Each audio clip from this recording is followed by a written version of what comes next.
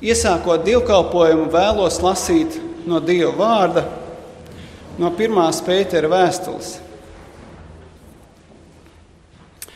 Jūs nākat pie viņa, pie dzīvā akmens, kas cilvēku atmests, bet Dieva izredzēts un dārgs. Arī jūs paši, kā dzīvi akmeņi, tiekat uzcelti par garīgu namu, lai jūs būtu par svētu priesterību Dievam un pienestu garīgus, Dievam tīkamus upurus caur Jēzu Kristu. Āmen. Esiet sveicināti šajā dienā. Liels prieks ar jums kopā būt, lai mēs atkal varētu atvērt Dievu vārdu. Šodienas tēma būs saistīta ar pavasari. Un praktiski man šīs tēmas ierosme nāca no notikumiem Latvijā, ceļš šajā laikā. Jūs zinat, jūs bieži vien dzirdat ziņās klausoties šos jaunumus, kas notiek.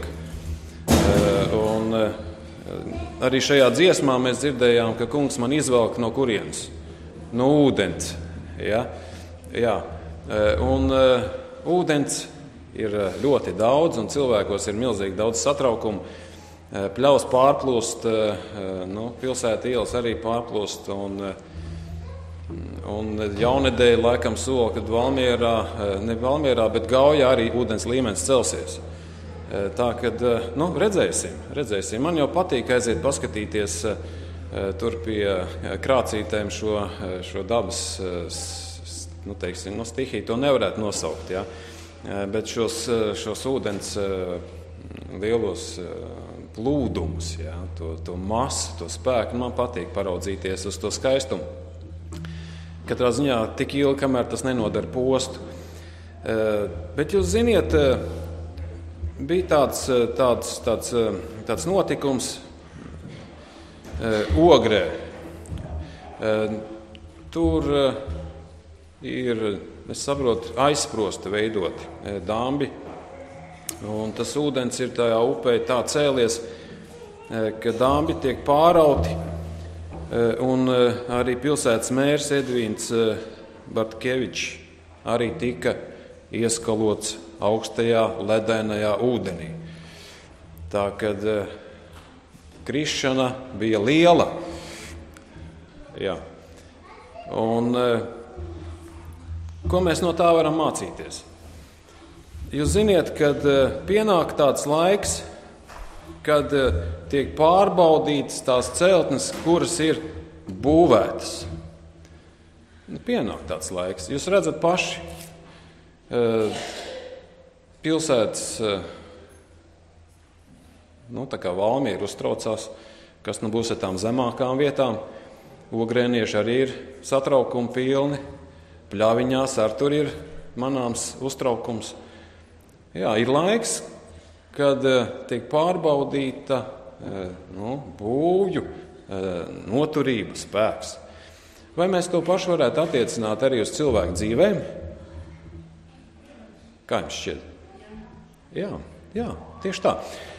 Ja mēs lasām Bībeli, tad mēs varam atrast tieši saistību ar būvju pārbaudīšanu, ar celtniecību, tādu tēmu, kur tas ir atrodams.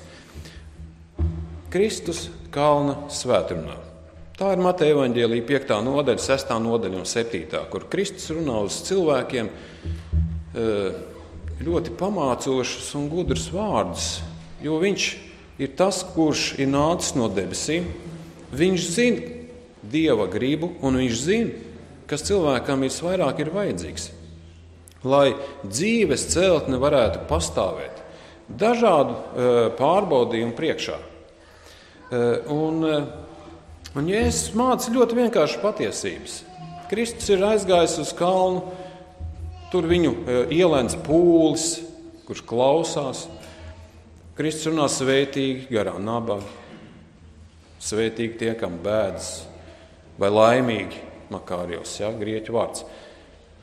Tātad katra viņa apgalvojumam ir nozīme. Es varbūt jums ieteikšu arī izlasīt šo grāmatu domas no Svētību kalna, kur ļoti labi ir paskaidrots šo vārdu nozīme un arī praktisks iezīmes. Elēnas Vaits grāmata Domas no Svētību kalna. Es arī vienu citātu nolasīšu mazliet vēlāk no šīs grāmatas, tā ka es jums iesaku izlasīt. Kristus atrodas šajā kalnā pie Ģenecaretes ezera. Un interesanti atrašanās vieta kalns. Viņš māca no kalna. Vai jūs atceraties vēl kādas gadījumus, kad Dieva tauta tika uzrunāta no kalna? Sinai kalns, jā. Jā, Dievs runā uz tautu. Un šeit arī ir Kristus, kurš runā uz tautu. Tie nav tādi tukši vārdi. Bet Dieva cilvēks runā. Viņš zina, ko runā. Un klātesošie ir pārsteigumi pilni. Kristus sniedz svētību kausu, kurš arī ir bagātīgi pilns, kurš atšķirās no šīs pasaules kausa. Tas ir pilnīgi cita satura pilns. Un vērojot apkārtni, cilvēki varēja redzēt tos strautu vietas vai upju vietas, kas kādreiz pavasaros siltā laikā sniegam kūstot bija ņēmuši un tecējuši lejā uz ezeru. Bet tagad ir tās vietas izžuvušas un cilvēki jau bija pieraduši pie pavasara šiem skatiem. Jūs braucat uz Igauniju, piemēram, raudzīties uz ūdenskritumiem? Tie ir tādi lielāki. Kad iespēja ir, tad mēs braucam, vai ne? Jā, man arī patīk raudzīties uz ūdenskritumiem, uz ūdens plūšanu. Un arī šeit, kaut arī šajos Palestīnas krastos zemē ir šie ūdeņi jau mitējušies, tomēr kaut kas ir palicis. Ir šī gultne. Tie, kas ir cēluši namus tādās zemākās vietās, ko viņi varēja piedzīvot? Līdzīgi kā Latvijā. Plūdus, ja? Jā, nonestās mājas. Bet bija arī mājas, kuras bija celtas klintīs, kuras gadsimtiem tur stāvēja. Jā. Un Kristus tā arī raugās uz šīm būvēm, un viņš runā uz klātesošajiem. Viņš runā Dieva vārdus. Viņš runā par dzīves pamatu, kā cilvēkam vajadzētu būvēt savu dzīves celtni. Un Jesai, piemēram, saka par Dieva vārdiem 40. nodaļā un 8. pāntā. Viņš saka tā: mūsu Dieva vārds paliek mūžīgi. Kristus vēlas, lai mūsu dzīves celtne paliktu mūžīgi, lai viņi pastāvētu un būtu. Tāda ir Kristus vēlēšanās, un viņš runā uz klātesošajiem. Kā jums šķiet, viņš šodien runā uz jums? Jā, ja mēs lasām Dieva vārdu, viņš tāpat runā uz mums. Jūs esat lasījuši jau iepriekš šo kalna svētrunu. Viņš ir runājis uz jums. Arī šodien šie paši vārdi atskan no Bībeles. Mateja evaņģēlijā 24. nodaļā 35. pantā. Kristus saka: debesis un zeme zudīs, bet mani vārdi nekad nezudīs. Jūs sajūtat to vērtību Kristus vārdiem? Viņš vēlas, lai mēs savu dzīves celtni nopamatot un uzbūvētu tā, lai dažādās dzīves grūtībās mēs varētu pastāvēt, lai mūsu dzīves celtne nesabruktu, lai tā būtu nopamatota. Arī pie pēdējiem notikumiem, kas stāv priekšā, un arī šajā tiesas laikā, arī šajā Kristus nākšanas laikā, lai šī būva varētu pastāvēt. Jā.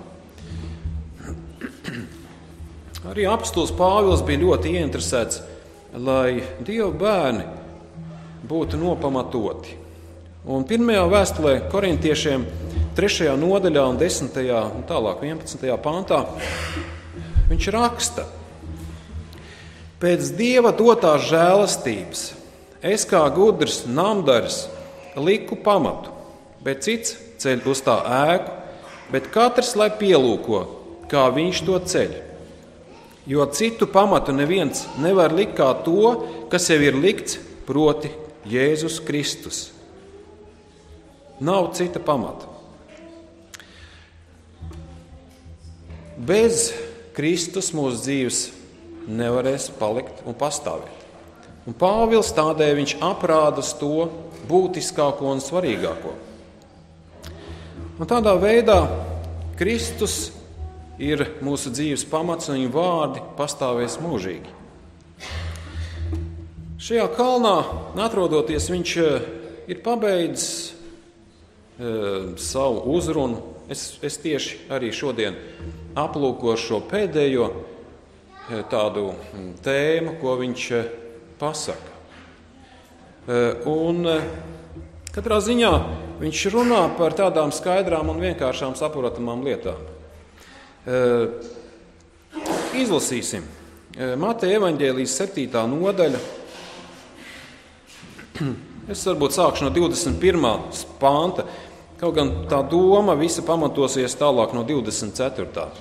Bet tas ļoti arī sasaistās kopā arī ar visu pārējo, kas ir iepriekš teikts. Un tā tad Mateja evaņģēlijas 7. nodaļa un no 21. panta. Ne katrs, kas uz mani saka, kungs, kungs, ieies debesu valstībā, bet tas, kas dara mana debesu tēva prātu. Daudz uz mani sacīs tanī dienā: kungs, kungs, vai mēs tavā vārdā neesam nākošās lietas sludinājuši, vai mēs tavā vārdā neesam vēlnus izdzinuši, vai mēs tavā vārdā neesam daudz brīnumu darījuši? Un tad es tiem apliecināšu: es jūs nekad neesmu pazinis. Eite nost no manis, jūs ļauna darītāji. Tāpēc ik viens, kas šos manus vārdus dzird un dara, pielīdzināms gudram vīram, kas savu namu cēlis uz klints, kad stiprs lietus lija un straums nāca un vēja pūta un gāzās šim namam virsū. Nams tomēr nesabruka, jo tas bija celts uz klints, un ik viens, kas šos manus vārdus dzird un nedara, pielīdzināms ģēķim, kas savu namu cēlis uz smiltīm. Kad stiprs lietus lija un straumes nāca un vēja pūta un gāzās namam virsū, tad tas sabruka, un posts bija liels. Un notika, kad Jēzus šos vārdus bija beidzis runāt, ļaudis izbrīnījās par viņu mācību, jo viņš tos mācīja kā tāds, kam vara, un ne kā viņu rakstu mācītāji. Viņš runā skaidras lietas, vai ne tā? Mēs varam paraudzīties arī šodien uz notikumiem, kādi risinās. Tas ir saprotami. Būvniecībai ir ļoti svarīga vieta, kur mēs ceļam māju. Ne? Kā mēs ceļam? Skaidras lietas. Un šie cilvēki, kas dzirdēja Kristus vārdus, viņi ir pārsteigti. Kristus runā vienkārši. Viņš runā tā, lai saprot, un lai dzirdētais ir realizēts dzīvē. Viņš aicina veikt tādas dzīves pārmaiņas vai izmaiņas, tātad dzīvot tā, kā Kristus saka. Šis stāsts mums visai pazīstams par šo būvniecību, bet tomēr es vēlos, ka mēs kopā palūkoties uz tām detaļām, kuras ir minētas. Tā tad ir šie divi celtnieki. Šī līdzība saistās ar šiem klausītājiem.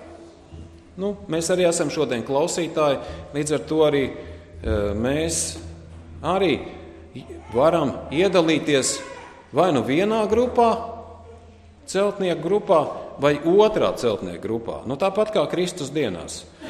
Mēs katrs būvējam savu dzīves celtni. Un Jēzus saka, tas, kurš dzird šos manus vārdus, jūs dzirdat Kristus vārdus. Kurš no šiem cilvēkiem, kas bija klātesoši, nedzirdēja Kristus vārdus? Vai bija tāds? Tie, kas stāvēja Kristum tuvu, tie noteikti dzirdēja. Arī mēs šodien dzirdam Kristus vārdus. Viņš runā ne tikai par dzirdēšanu, viņš runā arī par darīšanu.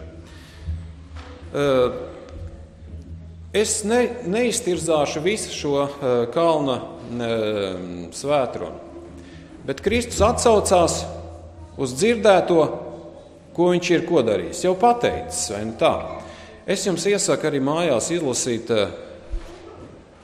un pārdomāt šīs nodaļas. Ko tad Kristus īsti pasaka? Tā tad ir šie celtnieki. Vārdi ir dzirdēti. Un problēma Kristus parāda, kad ir tajā, kad cilvēki ir tikai dzirdējuši, bet ir svarīgi ir arī darīt. Piemēram, jūs esat bijuši kādreiz es domāju, esat pie ārsta apmeklējumā. Jūs esat bijuši, vai ne tā? Jūs stāties priekšā, jūs brīnišķīgi aiziet pie ārsta. Ārsts jums izstāsta jūsu kaites, diagnozi uzstāda. Viņš nozīmē kaut kādu rehabilitāciju, dzīvesveidu, kā vajadzētu uzlabot, varbūt fizisko veselību, izmantojot pastaigas vai vēl kaut ko. Jūs paši ziniet, kas jums katram ir teikts. Un kā jums šķiet? Vai tas nav muļķīgi, ka jūs uzzināt, kas jums ir jādara, un jūs to nedarat? Man liekas, ka tas ir diezgan muļķīgi. Jūs zinat un nedarat. Un Kristus saka, pagaidiet, jūs dzirdējāt to, ko es saku, un tas ir diezgan muļķīgi, ja jūs to nedarīsiet. Jā. Un tā, šie cilvēki tātad ir būvnieki. Viņi ceļ būvi, bet viens ir kāds gudrs, otrs ir negudrs. Viņi ir aktīvi, vai ne tā? Mājas celtniecība, tā nav tāda pasīva sēdēšana. Tā tomēr ir saistībā ar aktīvu darbu. Jūs ziniet, kaimiņos man tagad sāk celt namu. Traktors milzīgi izdzen bedres un drīz liks pamatus.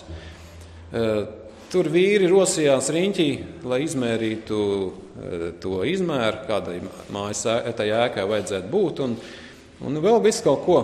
Un notiek rosība. Un arī šie cilvēki ir rosījušies. Viņi ir kaut ko darījuši. Nams ir celts. Tātad tas ir viņiem kopīgs. Viņi abi būvē māju. Un Kristus, protams, vairāk runā kā tikai par namu būvniecību. Viņš runā par dzīves būvniecību, par šo mūsu individuālo būvniecību, par mūsu pašu namu celtniecību.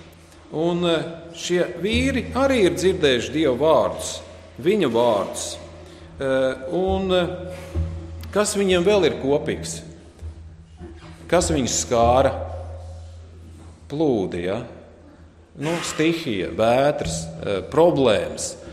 Šīs trīs lietas viņiem ir kopējas. Un tā tad dzirdējuši, viņi abi būvē, un viņa pieredze ir saistās ar krīzi. Un vai jūs esat arī pieredzējuši kaut ko, kaut kādas grūtības?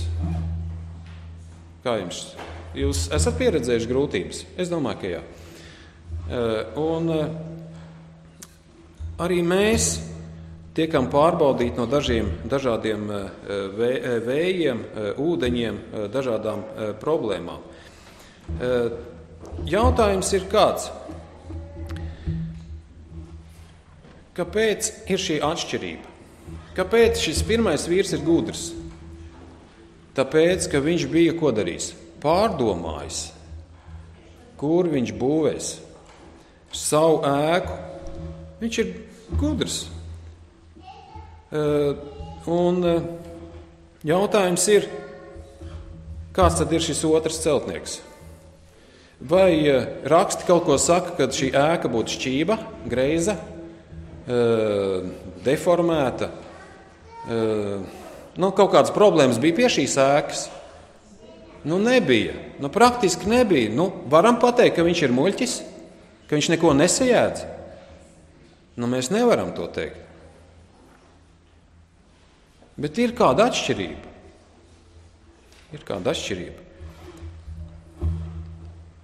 Šis cilvēks, kurš cēla uz smiltīm, viņš arī ir gudrs. Ļoti gudrs. Bet, kā mēs lasījām iepriekš, tad Kristus runā, saka tā. Viņš saka tā: ne katrs, kas uz mani saka, kungs ieies debesu valstībā. Un tad viņi saka, vai mēs tavā vārdā neesam sludinājuši nākošās lietas. Garīga celtne, vai ne tā? Patiešām garīga celtne. Un viņi nav muļķi. Viņi ir garīgi cilvēki. Brīnišķīgi cilvēki. Ārēji nekas neatšķirās. Būve ir skaista.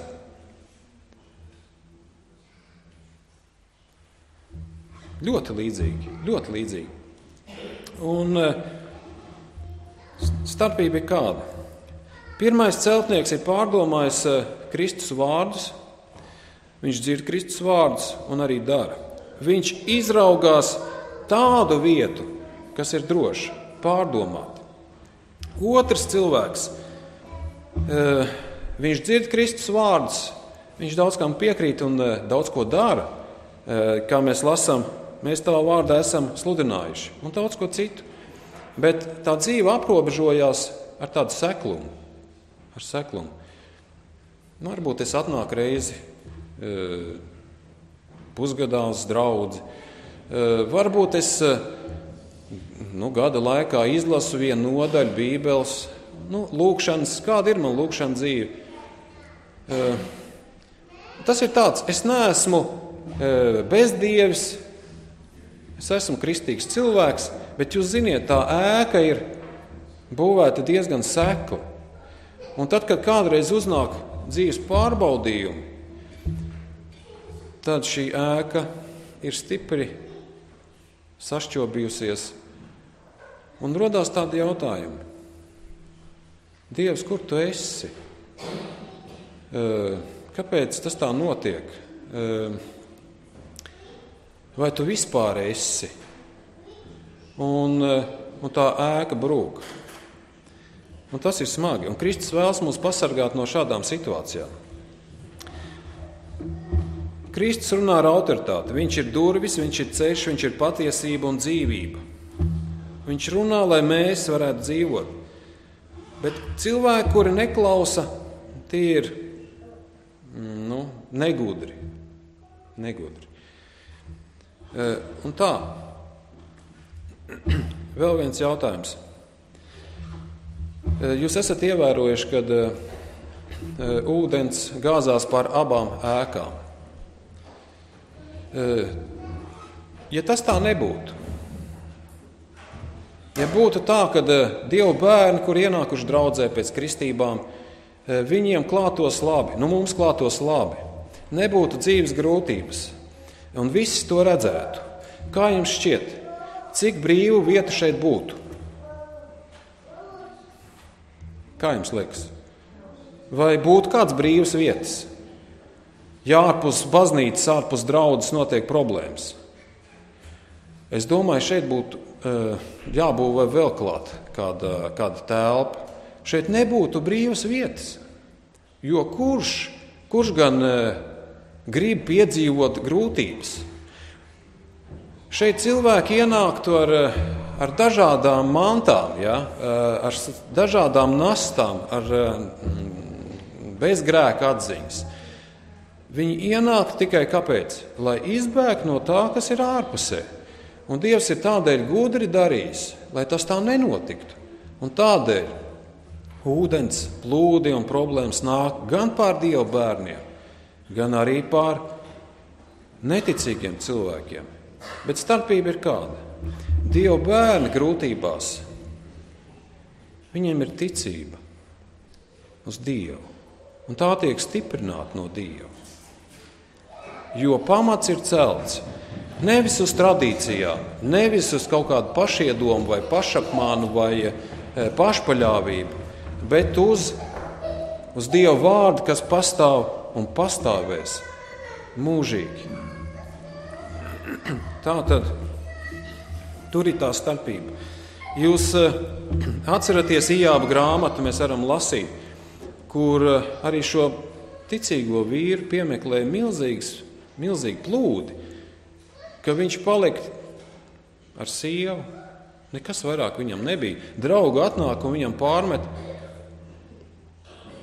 un Ijābam jāattaisnojās. Sieva saka, atsaka Dievam un mirsti. Jūs tālāk zināt, ko Ijābs teica. Es zinu, ka pēcgalā Dievs celsies par maniem pīšļiem. Tā būve pastāvēja, kas ir par iedrošinājumu arī mums. Dažkārt mēs nezinām, kādā situācijās mēs nokļūsim. Jūs dzirdējāt pēdējos notikumus Bostonā, kad tur bija 2 milzīgi sprādzieni, kur bija cilvēki, kur aizgāja bojā. Es vairs precīzi nepateikšu, cik. 3 aizgāja bojā un 150, es arī neatceros to skaidrs, bet pār 100 bija sakropļoti.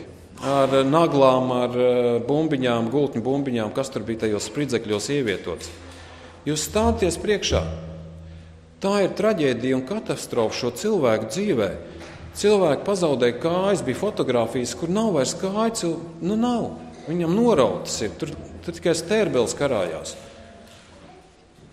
Ko izjūt tuvinieki? Ko izjūt viņi paši, kuri cietuši? Vai tā nav traģēdija viņa dzīvē?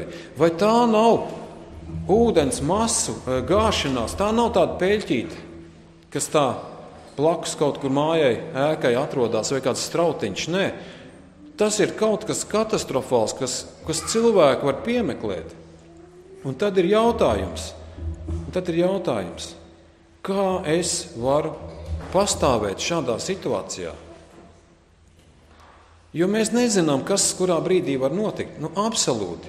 Mierīgs skrējiens, maratons. Un pēkšņi notiek kaut kas tāds šausmīgs un briesmīgs. Neviens mēs neesam pasargāti. Bet jautājums ir, kā es ceļu savu dzīves celtni? Šeit rakstos mēs neatrodam, kad ir rakstīts, ka viņa tika pabeigta. Nē, viņa cēla. Kā mēs ceļam savu dzīves celtni? Uz kādiem pamatiem? Ko mēs darām? Dažkārt mēs gribam mierīgajos laikos izvairīties no grūtībām un dzīves ēku celt uz tādām vieglām vietām. Bet Kristus saka, pūlieties, ieiet pa kādiem šauriem vārtiem, ne? Jā, šauri vārti. Tā tad ir lietas, kuras mums dzīvē traucē, no kurām mums vajag tikt vaļā, kuras mums vajag atstāt ārpusē. Tas ir šaurs ceļš, tas nav viegls ceļš. Kristus mūs necenšas mūs ievilināt kaut kādā tādā lētumā. Nē, tas nav lēti. Tas kaut ko prasa. Pūlieties. Agonizo. Tas ir ar agoniju. Tas prasa pūles celt. Kādreiz es brīnos, tagad paldies Dievam, kad bija iespēja būt arī tur, kur ir kalni. Tad es redzu, kā tās ēkas ir uzbūvētas kalnos. Tas prasa milzīgs pūles, lai dabūtu to augšā, to visas būvmateriāls un tās lietas. Tas prasa milzīgs pūles. Un ziniet, ka ticīgā dzīve arī prasīs milzīgs pūles, bet jūs ziniet, tā dzīves celtne pastāvēs. Nav daudz izvēļu, kur mums būvēt. Ir vainu. Vai no uz akmens, klints, vai no uz smiltīm. Un līdz ar to, kāda ir mūsu izvēle, tas ir jautājums. Ko mēs darām?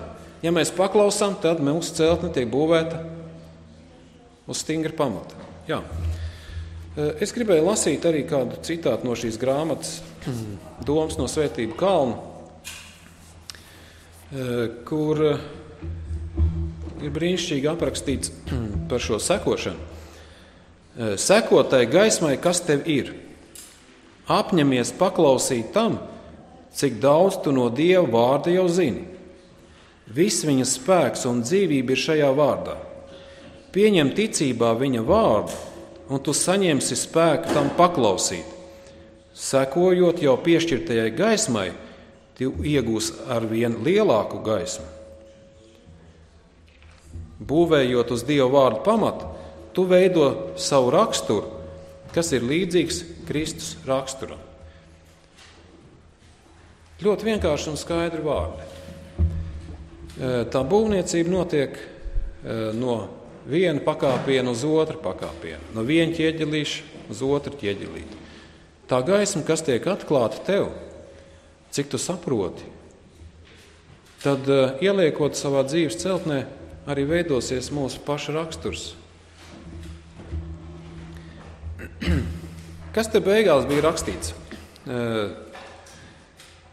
Kad stiprs lietus lija un straums nāca, vēja pūt gāzās namam pāri, viens pastāvēja un otrs sagāzās.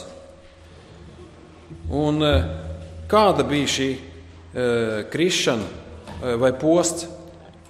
Kāds bija? Kā lasām? Jūs liela krišana. Jūs atceraties, ar ko sākās kalna svētruna?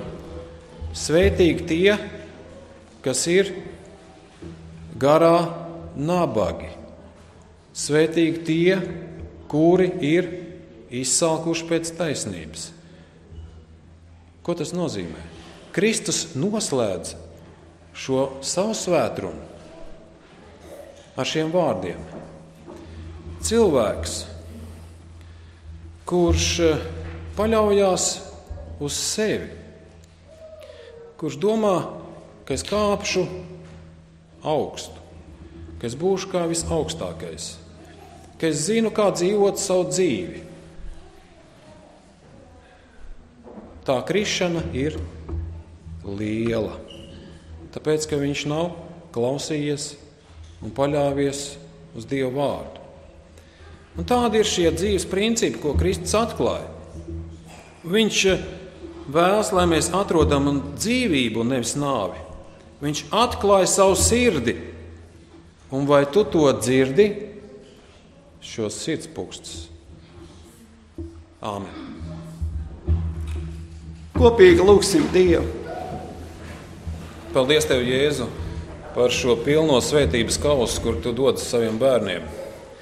Un paldies Tev, ka šajā dienā arī Tu mūs uzrunāji, ka mēs varējām klausīties no Taviem vārdiem un palīdz mums būt ne tikai klausītāji, bet arī darītāji. Celt savu dzīves celtni uz Tavu pamatu. Lūdzam Tēvs arī par šiem cilvēkiem, kuri ir cietuši arī Bostonā. Aizlūdzam arī par šiem cilvēkiem, kuri Latvijā cieš šo ūdens stihijas vai šo bēdu dēļ. Palīdz viņiem arī gūt mieru Tevī. Un sagatavo mūs visus Tavai nākšanai, kad tiks pārbaudīts katra nams, kā viņš ir būvēts. Paldies Tev, Jēzu, par iedrošinājumu, kad Tu mums arī šodien dod gaismu, un no katras šīs gaismas stara mēs varam iegūt daudz lielāku gaismu, tai paklausot. Svētī savu draudzi, Jēzus vārdā. Āmen. Āmen.